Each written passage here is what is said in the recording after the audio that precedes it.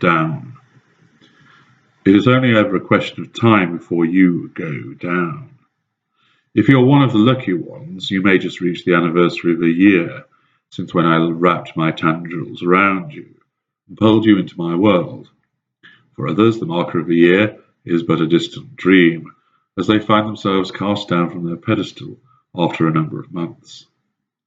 I know you all find it so troubling and upsetting that one day you are treated like a queen, and the next you are regarded as a peasant, but that is the nature of this beast. It has always been the case for as long as I can remember, and unless the next one lives up to expectations and delivers as they really ought to, then it will continue to be the case. I really would prefer that it was not the case.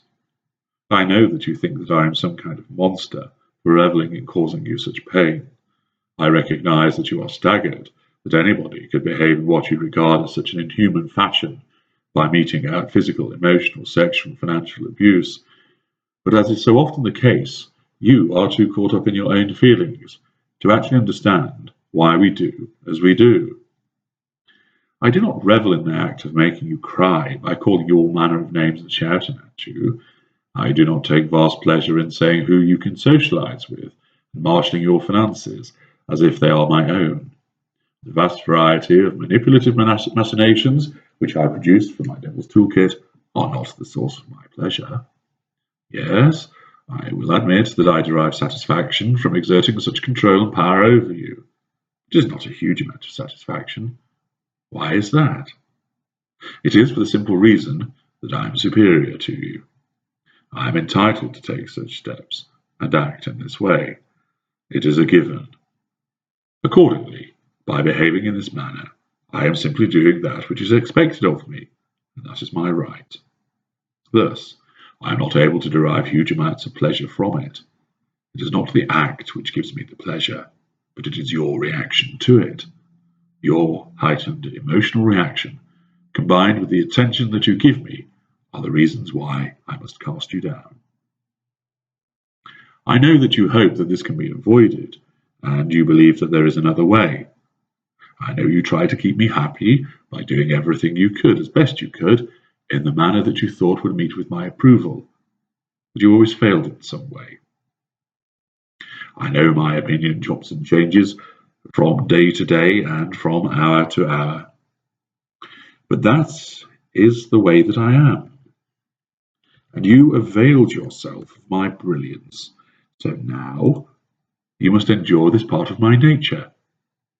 I see no reason to change. Why should I alter from being who I am, just because you cannot cope with it? Give way, yield, and allow someone else the opportunity to fill your shoes and address matters. Have you considered that the reason you were cast into the dirt was because you were just not good enough? Oh, I know you tried. You told me often enough. By God, I'm tired of hearing you whine and moan about how much you do for me, and I have no time for such jealousy. That is what it is.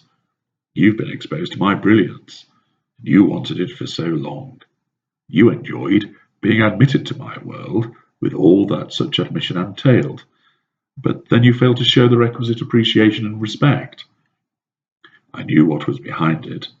You wanted what I had for yourself, but that is impossible. I am used to people wanting to claim what is mine as their own. It is a hazard of being a leader, a pioneer, and a person that others look up to. I expect it of the minions that I must interact with, the knee benders, the elbow people, and the hand wringers. I can see it in their eyes as they kiss my pinky ring. They want to be me, but they cannot. I am cut from a different and far superior cloth. The best that they can ever hope for is to be included in my court and experience my reflected glory. I expected such petty envy from them, but not from you. You were meant to be different, but as so often has been the case, you proved that you were little better than them.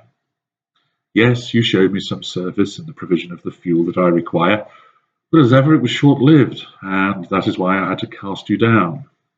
You brought it on yourself. You signed your own death warrant, and that was why you had to go down. Could I have chosen a different method and allowed you to walk away? No, not at all. What you must understand is that you feasted at my table, you gorged on my love, you drank deep of my generosity, and you clothed yourself in all the appreciation, desire, passion, attention, and dedication that I provided to you. I gave all of this in order to receive from you, but you still benefited from it on a massive scale. Having taken, you must pay for it. If you fail to do so in the manner I have decreed, then there is no hope for it other than for you to pay with your sanity and your self-esteem. That currency, along with your emotional outpourings, became acceptable methods of repaying what I have provided to you. It is not permissible for you to leave with paying. In fact, on your way down, it is not permissible to leave at all.